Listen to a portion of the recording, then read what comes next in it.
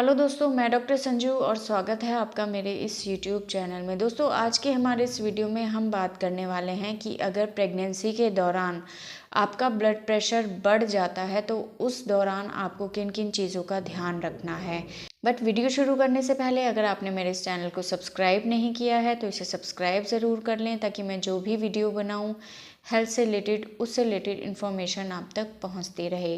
तो दोस्तों, प्रेगनेंसी के दौरान अगर किसी भी गर्भवती महिला का ब्लड प्रेशर 140/90 से ज़्यादा हो जाता है तो इसको हम हाइपरटेंशन बोलते हैं, यानी कि गर्भवती महिला का ब्लड प्रेशर बढ़ा हुआ है। प्रेगनेंसी के दौरान अगर आपका ब्लड प्रेशर बढ़ जाता है, हाइपरटेंशन की आपको प्रॉब्लम रहती है, तो इसे हम जेस्टेशनल हाइपरटेंशन या प्रेगनेंसी इंड्यूस्ड हाइपरटेंशन बोलते हैं, यानी कि प्रेगनेंसी की वजह से आपको ब्लड प्रेशर बढ़ रहा है। अगर आपका ब्लड प्रेशर बढ़ता है तो आपके शरीर के ऊपर स्वेलिंग आ सकती है। ये स्वेलिंग आपके हाथ पैरों पे हो सकती है, आपके चेहरे पे हो सकती है, आपकी पूरी बॉडी पे हो सकती है। इसकी वजह से आपको सांस लेने में परेशानी हो सकती है, सर में भारीपन रहना, चक्कर आना, उल्टी का मन होना, कई बार आंखों के आगे अंधेरा भी इसकी वजह से होने लगता है। तो ये कुछ सिम्टम्स हैं जो कि अगर आपका ब्लड प्रेशर बढ़ जाता है तो उसकी वजह से आपके शरीर में दिखाई दे सकते हैं ये सिम्टम। अब बात करते हैं कि अगर आपका ब्लड प्रेशर बढ़ रहा है तो इसको कंट्रोल करने के लिए आप क्या कर सकती हैं। तो सबसे पहले तो अगर आप में ये सिम्टम्स आ रहे हैं तो आपको डॉक्टर के पास जाके एक बार अपना प्रॉपर चेकअप कराना बहुत ज़्यादा ज़रूरी है। ये प्रॉब्लम ज़्यादातर आपके लास्ट ट्राइमेस्टर के दौरान होती है। लास्ट ट्राइमेस्टर में ही आपका ब्लड प्रेशर धीरे धीरे बढ़ना शुरू होता है। तो लास्ट ट्राइमेस्टर के दौरान आपको हर वीक अपने डॉक्टर से जाके कंसल्ट करना है और अपना ब्लड प्रेशर चेक करना है।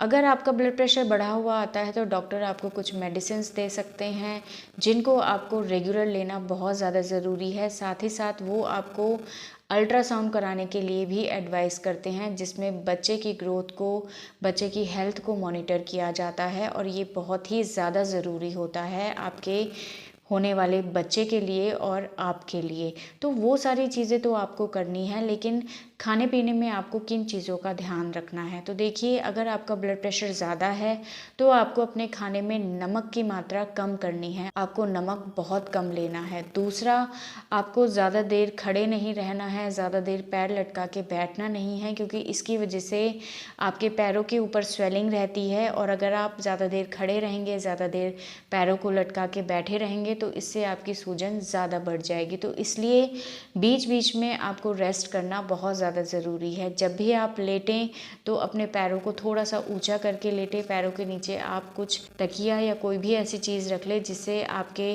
पैरों में जो ब्लड है वो ऊपर बॉडी की तरफ आए। इससे आपकी स्वेलिंग कम होगी। इसके अलावा आपको खट्टी चीज़ें बिल्कुल भी नहीं लेनी है। खट्टी चीज़ें खाने से आपके शरीर में स्वेलिंग बढ़ सकती है। इसके अलावा अपने खाने में आपको प्रोटीन ज़्यादा लेना है। आप दालें ले सकती हैं या प्रोटीन रिच डाइट आपको लेना है। दूध या दूध से बनी हुई चीज़ें आप ले सकती हैं।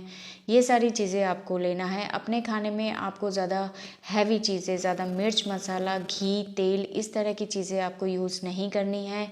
बाहर की चीज़ें आपको अवॉइड करनी है। लिक्विड चीज़ें आप ले सकते हैं। अगर आप जूस लेते हैं तो जूस के अंदर आपको ये चीज़ ध्यान रखनी है कि आपको उसके अंदर नमक नहीं डालना है और चीनी की मात्रा भी कम रखनी है। खाने में आपको मीठा भी ज़्यादा नहीं लेना है, और इसके अलावा आपको चाय, कॉफ़ी या कोल्ड ड्रिंक वगैरह इस तरह की चीज़ें भी अपने खाने में नहीं लेनी हैं, क्योंकि ये आपके ब्लड प्रेशर को बढ़ा सकती हैं।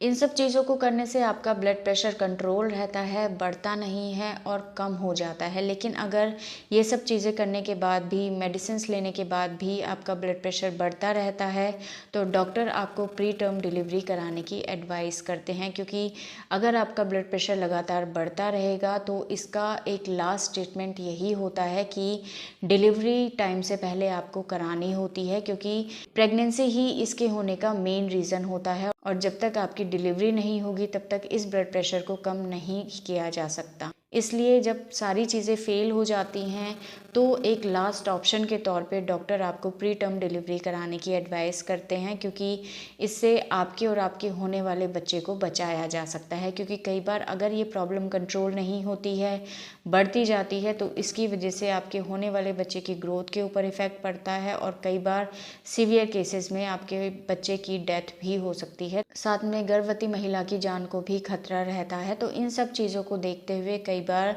प्री टर्म डिलीवरी कराना ज़रूरी हो जाता है। तो इन सब चीज़ों को देखते हुए, इन सब कॉम्प्लिकेशंस को देखते हुए आपको प्रेगनेंसी के दौरान अपना ब्लड प्रेशर मॉनिटर करना बहुत ज़्यादा ज़रूरी है। और जो भी मैंने चीज़ें बताई हैं उन चीज़ों के ऊपर ध्यान देना बहुत ज़्यादा ज़रूरी है। इसके अलावा अगर आपको और किसी तरह की कोई परेशानी है तो उस बारे में आप रेगुलर अपने डॉक्टर को बताते रहें और डॉक्टर की एडवाइस को आप फॉलो करते रहें। तो दोस्तों, ये था आज का हमारा वीडियो। अगर इस वीडियो से रिलेटेड आपके किसी तरह के कोई सवाल हैं जो आप हमसे पूछना चाहते हैं तो आप हमें कमेंट कर सकते हैं। और हमारे आने वाले वीडियोज़ को देखने के लिए हमारे इस चैनल को सब्सक्राइब ज़रूर करें।